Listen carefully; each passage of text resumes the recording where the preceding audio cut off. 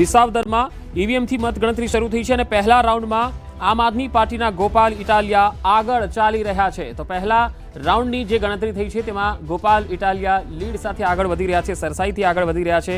ગોપાલ ઇટાલિયા આગળ વધી રહ્યા છે, નીતિન રાણપરિયા પણ પાછળ ચાલી રહ્યા છે અને બીજેપીના કિરીટ પટેલ પણ પાછળ છે। ગોપાલ ઇટાલિયા વિસાવદરમાં પહેલા રાઉન્ડની ગણતરીમાં આગળ ચાલી રહ્યા છે। આ એક મહત્વના સમાચાર। જી ગૌતમ, વિસાવદરથી આમ આદમી પાર્ટી માટે કહી શકાય એક સારા સમાચાર, ગોપાલ ઇટાલિયા આગળ છે।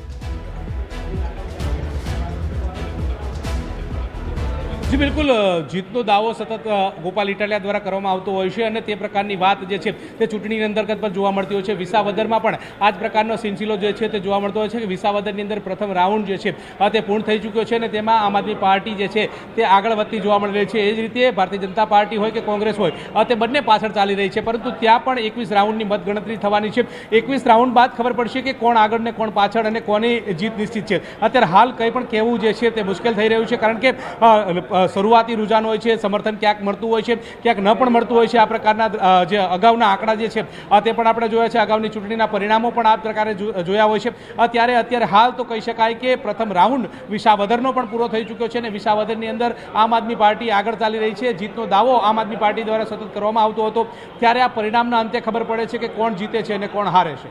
જી ગૌતમ, ખાસ વિસાવદરમાં જો આમ આદમી પાર્ટી જે રીતે પહેલા રાઉન્ડમાં આગળ છે, જો આમ આદમી પાર્ટી વિસાવદર જીતે છે તો સમીકરણો કયા પ્રકારના બની રહે છે? આમ આદમી પાર્ટી માટે કેટલું મહત્વપૂર્ણ સાબિત થાય છે? જી બિલકુલ, આમ જોવા જોઈએ વિસાવદરની જે તાસીર રહી છે કે અનેક નવા પક્ષ જે છે તે જોતરાતા હોય છે અને તેને સમર્થન મળતું આવતું હોય છે। ચાહે એ અગાઉ જીપીપીની જે ચૂંટણી થઈ હતી ત્યારે પણ આ જ પ્રકારનો સિનારીઓ જે છે તે જોવા મળતો હોય છે। પછી ત્યારબાદ કોંગ્રેસના જે ઉમેદવારને સમર્થન મળતું જોવા મળ્યું છે અને જેવું આમ આદમી પાર્ટી 2022ની અંદર ફરી ત્યાં ચૂંટણી લડી હતી ને ત્યાંથી તેને સમર્થન મળ્યું હતું। આ પ્રકારની સ્થિતિ જે છે તે જોવા મળી હતી, પરંતુ મતદારોએ 5 વર્ષ માટે આમ આદમી પાર્ટીને મેન્ડેટ જે છે તે વિસાવદરમાંથી આપ્યું હતું, ત્યારે આ બરકરાર રહે છે કે પછી અન્ય કોઈ ઉમેદવારને સમર્થન કરે છે તે ઉપર સૌ કોઈની નજર મંડરાયેલી જોવા મળી રહી છે। ત્યારે કોંગ્રેસ હોય, આમ આદમી પાર્ટી હોય કે ભારતીય જનતા પાર્ટી હોય, આ તમામ ત્રણેય પક્ષો જે છે તેને કોને સમર્થન કરે છે? વાત એ પણ છે કે જે 16 જેટલા ઉમેદવારો વિસાવદરની અંદર જે ચૂંટણી લડી રહ્યા છે, ત્યારે આ અપક્ષના ઉમેદવારો કોનું ગણિત બગાડે છે તે ઉપર પણ સૌ કોઈની નજર મંડરાયેલી છે। ત્યારે હવે જોવાનું એ રહે છે કે આમ આદમી પાર્ટીને વિસાવદરની જનતા ફરી એકવાર છૂટે છે, સમર્થન આપે છે કે કેમ, તે ઉપર સૌ કોઈની નજર મંડરાયેલી છે।